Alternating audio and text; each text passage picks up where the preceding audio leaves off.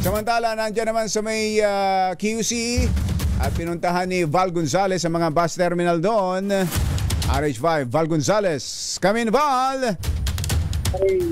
Itong mga bus unit na, itong Florida bus, dito sa Camias, dito sa EDSA, Quezon City, ang hindi dumating, supposed to be yung huli. Kaya pala bakanting-bakante, walang busman lang dyan sa loob.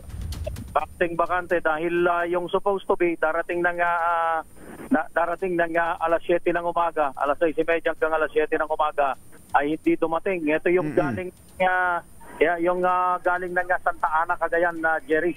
Ito hindi dumating dito sa kanilang terminal.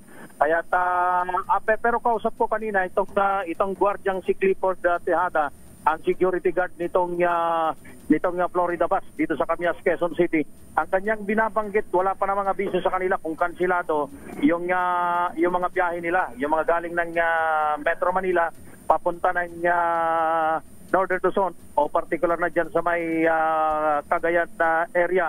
At kanyang binabanggit, antayin pa nila kung ika-cancel dahil pwede naman daw, nakakadaan naman. Kaya nga lang hanggang sa ngayon, mula kaninang madaling araw anim na mga bus unit na yung hindi dumating dahil nga doon sa dulot ng bagyong nararanasan dyan sa bahagi ng Northern Luzon. At, so puro mga Northern Luzon ang biyahe niyan. Florida, magkakatabi ang dyan di ba sa EDSA? Ano pa yung ibang bus terminal dyan? Correct. Dito sa aking kanan, dito rin sa Camias, papasok ng East Avenue, yung Victory Liner. Victory Liner. Biyahe naman yun ng Isabela, papunta ng meron din silang Cagayan. Pero tuloy-tuloy naman yung biyahe. Kausap ko rin kanina, yung kanilang security guard. Maging itong iba pang mga bus unit, bus terminal, Jerry, dito sa kapatang EDSA, southbound, maging dito sa yung Super Linis bus. Tuloy ang biyahe. Tuloy ang biyahe. Malinis ba ang CR nila? Malinis ang CR nila at malinis din yung kanilang compound dahil ilan lang yung mga pasahero, Jerry. Pero sumusunod na ba sila doon sa utos ni LTFRB chairman? Dapat wala raw bayad ang CR dyan sa mga bus terminal na yan. Wala naman bayad. Maging dito sa Florida bus ay libre naman. Pati nga yung mga nagtitinda rito, dito na rin nagsi-CR Nakiki-CR na rin dyan. Nakiki-CR na rin.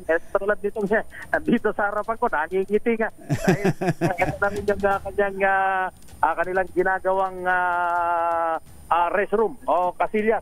At ito yung mga nagtitinda ng mga prutas dito sa harapan mismo nitong Florida bus dito sa EDSA, dito sa Camias, Quezon City. So ang binabanggit nitong si security guard Clifford Tejada, antayin pa nila yung kautosan ng management kung magpapabiyahe pa sila bagamat walang mga dumating at bagamat merong inilabas na abiso ang Land Transportation, Franchising and Regulatory Board na pinapayuhan na kung maaari wag mo nang bumiyahe patungo dyan sa bahagi ng mga lugar dyan sa Northern Luzon na tinatamaan ng magkakasunod na bagyo.